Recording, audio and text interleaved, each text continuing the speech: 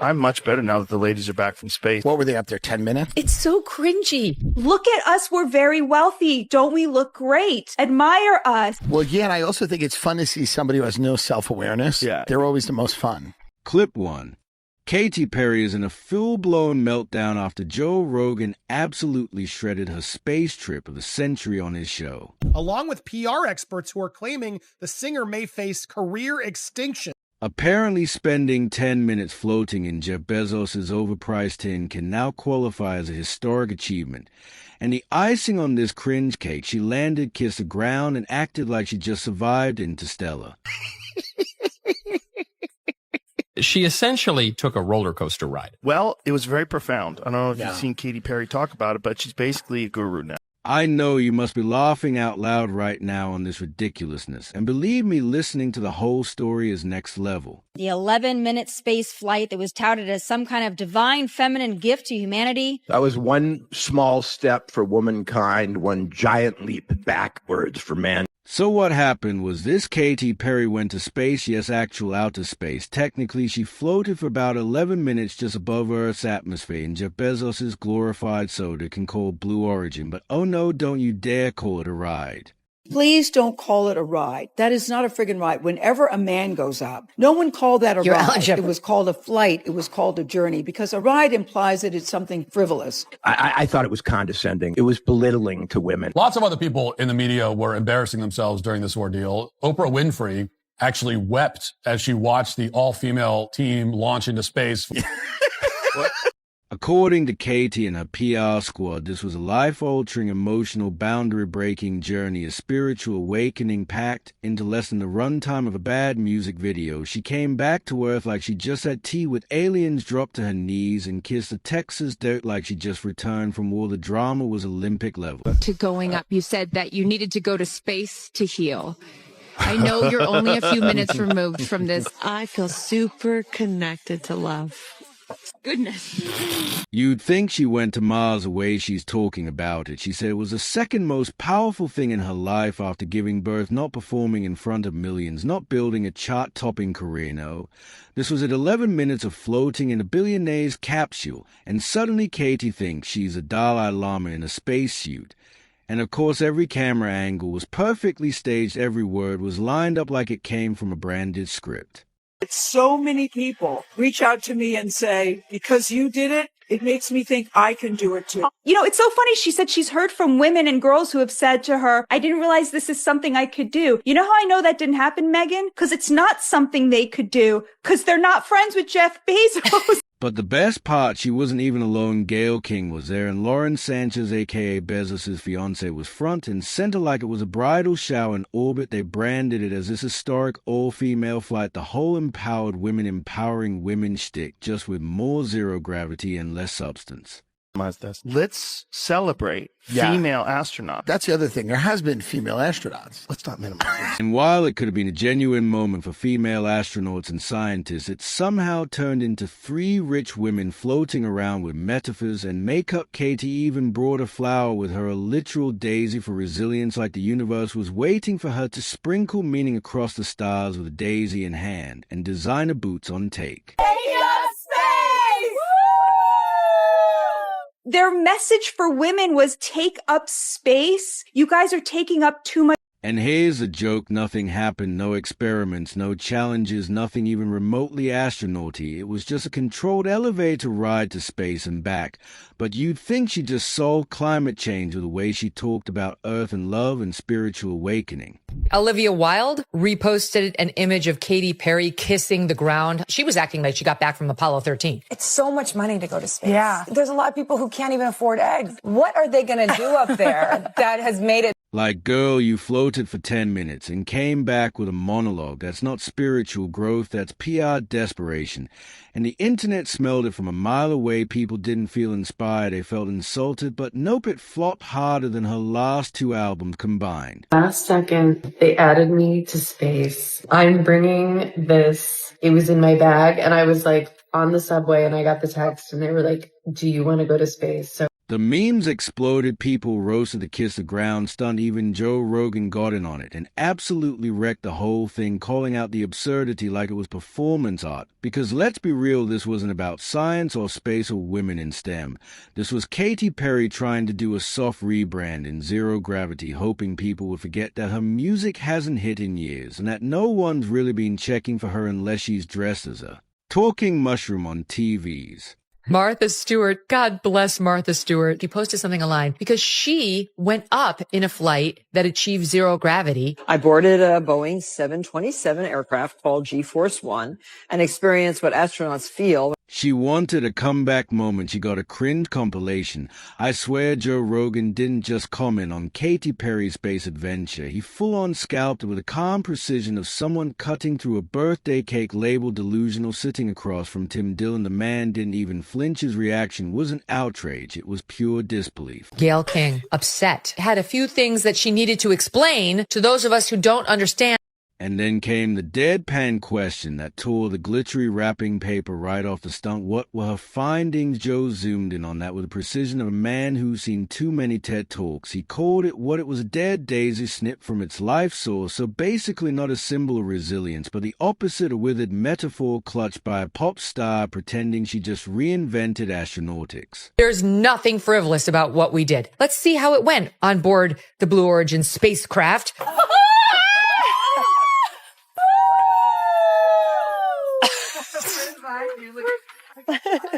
Flynn, I got with you. her daisy. I got you. And then came the unspoken slap, the comparison between Perry and actual astronauts. Joe didn't have to say cosplay. You could see it written all over his face. Real astronauts go through brutal training, take real risks, operate real tech, and face the very real possibility of not coming back. Katy, she floated around in a luxury capsule that ran on autopilot and landed safely like an Amazon Prime package. No buttons were pushed, no systems were managed, just vibes, cameras, and spiritual babble. They've gone next level. The montage of them about them. There, it's dark. It's like death. And I'm so proud of us. I really am proud of me. Flowers for me. I brought a daisy because I have so much love for my daughter Daisy, and I have so much love for my...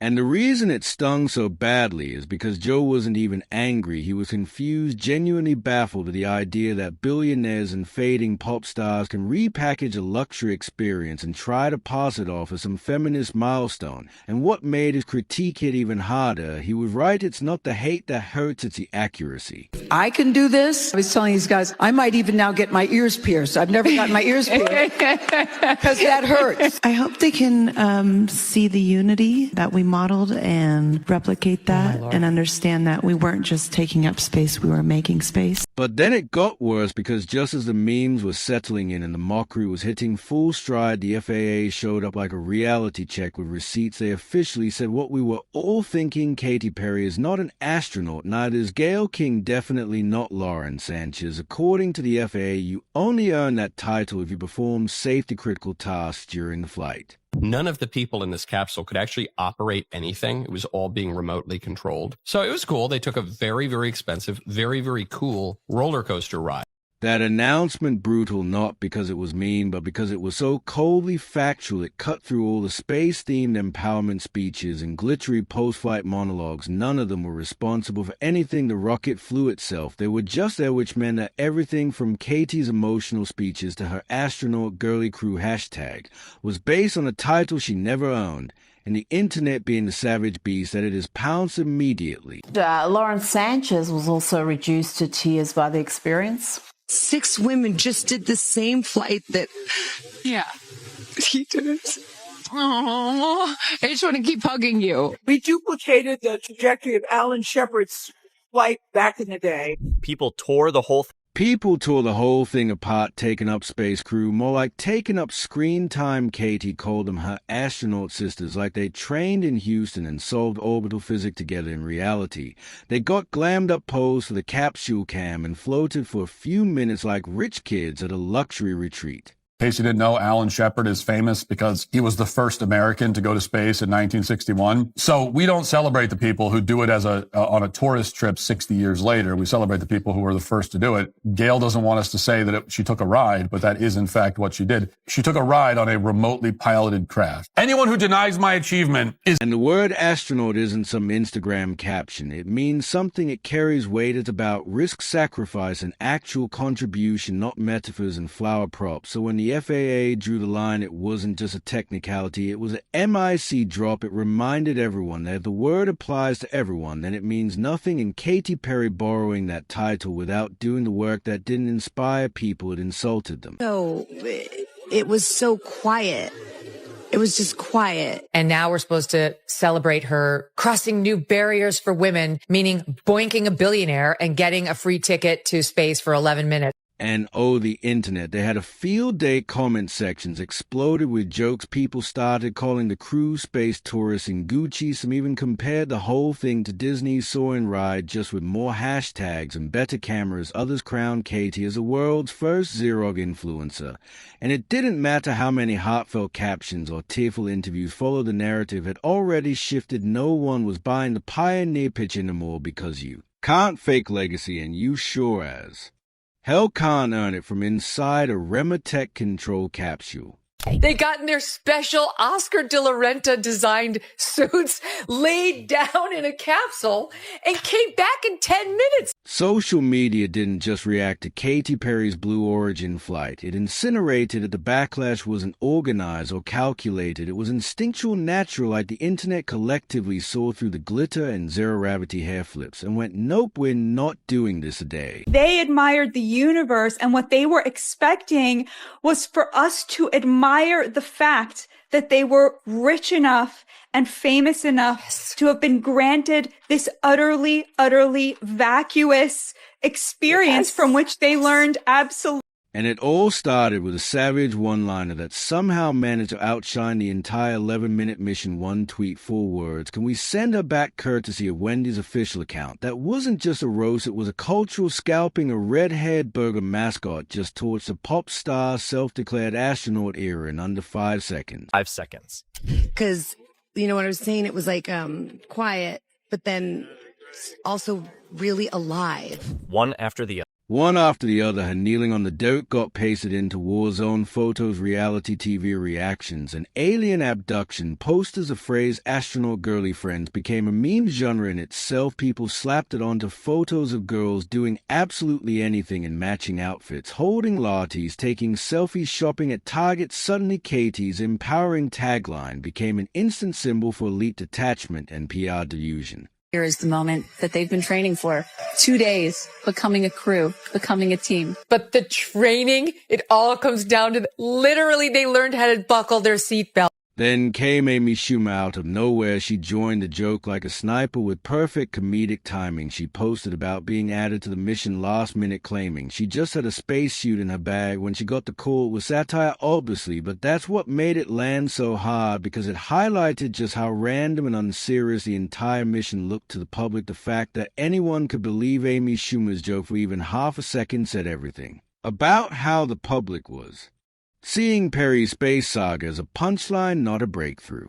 And I asked my team to poll, like, what did they do during their 2 days? Their tasks, they spent the past 2 days practicing how to get into and out of the New Shepard capsule. People started clipping together montages of Perry floating in the capsule while monologuing about Earth and motherhood, layering it with voiceovers from mockumentaries and reality shows. The one that stuck the most, a mashup, where someone replaced all audio from the capsule with a soundtrack of people bragging about getting into VIP clubs. Another one just had a black screen, and the caption, the only thing orbiting Earth was their egos. That went viral for days. Commenters didn't even need visuals anymore. Just quote from the mission were enough to set people off. Taking up space crew. There's 6 of us, all women. It's a historical flight to space because it's the first time that all women have been. But the internet wasn't done yet, because somewhere in all this chaos, Martha Stewart entered the chat quietly, elegantly. No tantrums, no daisy speeches, no declarations of being changed forever. Just a throwback clip from 2007 of her casually floating in a zero-gravity flight had captioned, "The drag. We needed not loud, not snarky, but lethal." The internet pounced. This wasn't shade. This was a tactical airstrike from a woman who's been to icon level long before hashtags became currency. Accomplishment of Blue Origin is that Katy Perry went to space. Do you see the difference? Do you understand the difference here? The accomplishment is not that, it is not in the hands of these women. These women did nothing. Truly, they could not have possibly done less for this 11-minute voyage. What made Martha's move so deadly was the subtext. She wasn't pretending she went to space. She wasn't crying about the earth or naming flowers. She floated, smiled, landed, and kept it moving without ever calling herself an astronaut. She didn't need to oversell it. That post became a masterclass in restraint. And compared to Katy's elaborate branding campaign around a trip that barely skimmed the edge of space, it was devastating. Users reposted Martha's clip with captions like "Glamour isn't innovation, and she did it better 17 years ago." Post became a masterclass in restraint, and compared to Katy's elaborate branding campaign around a trip that barely skimmed the edge of space, it was devastating. Suddenly, the whole influencer space explorer fantasy collapsed under its own weight. What Katy framed as transformative was now being reframed as theatrical. The days of the speeches and making space tagline, it all felt like content designed for captions, not credibility. And the contrast between her and Martha's laid-back Xerox throwback made that even clearer. One was a billion-dollar media rollout. The other was just proof that you can float without flexing. It's not a flight crew. That's like I'm calling myself the flight crew because I went on Soarin' at Epcot at Disney World. Did you know I'm also a paranormal investigator because I've been on the Haunted Mansion at Disney World approximately 6 times? The memes kept mutating. Someone put Katy's face on a Disney astronaut doll box. Another used AI to generate fake headlines like "Katy Perry discovers Earth is round, cries tears of stardust." It didn't matter how expensive the trip was or how emotional the speech sounded online. Katy had already been rebranded not as a space pioneer, not as a feminist trailblazer, but as the poster girl for overproduced space tourism, and Martha were one. Recycle clip became the final boss of the clapback. Elected a couple of friends to go do this. I mean, she should have been a lottery system like Willy Wonka, where just 7 random people pull out some guy who's not supposed to be here. Just a cashier at H-E-B, someone from MS. No one coordinated this, no one planned it, but the pattern was undeniable. The more Katy talked about transformation and courage and global unity, the more the internet turned up the volume on jokes, and every new headline about the Blue Origin flight felt like an invitation for another round of parody. The mission may have ended in 11 minutes, but the digital mockery had no return trajectory, because once you become the meme, you don't get to decide what orbit you land in. Thank you for having me. What were they up there, 10 minutes? Well, it was very profound. I don't know if you've seen Katy Perry talk about it, but she's basically a guru now. Yeah. What were her findings? That's my question. Well, when Lauren Sanchez floated through a Blue Origin capsule and said the words, "We're all in this together," something snapped on the internet, not in a fun way, not in an inspiring way, in the kind of way where people immediately paused, stared at their screens, and muttered, "Did she really just say that?" Because no, we are very much not all in this together. Not when the ride cost more than most people's yearly income. Not when the capsule was filled with billionaires, network anchors, and pop stars pretending to represent the struggles of everyday women. Backlash against Katy Perry is not ending, with both Joe Rogan and Martha Stewart chiming in over the weekend, along with PR experts who are claiming the singer may face career extinction. That one quote, those 6 words, became an instant meme. Screenshots of Sanchez's wide-eyed proclamation were plastered across every social platform with captions like, "Meanwhile, I'm splitting rent with 3 people and living on ramen." People who had just watched Katy Perry cry about daisies and Gayle King preach about the journey were now being told they were spiritually part of this experience too, as if standing in line at a food bank was somehow part of the same narrative as launching into the stratosphere for an 11-minute self-esteem boost. So pretty. Now, so they go up there and they float for like 10 minutes? At least. And then they come down. Let's not minimize this. No, I know. Let's not minimize this. For real, they did float for 10. This wasn't just another out-of-age moment. It was peak delusion wrapped in a billionaire-branded capsule, the kind of moment that perfectly encapsulated everything wrong with performative celebrity activism. Lauren Sanchez's partner, one of the richest men on earth, earnestly declaring cosmic unity from inside a luxury rocket while people on the ground are checking gas prices and wondering how they're going to buy eggs this week. The juxtaposition wasn't just tone-deaf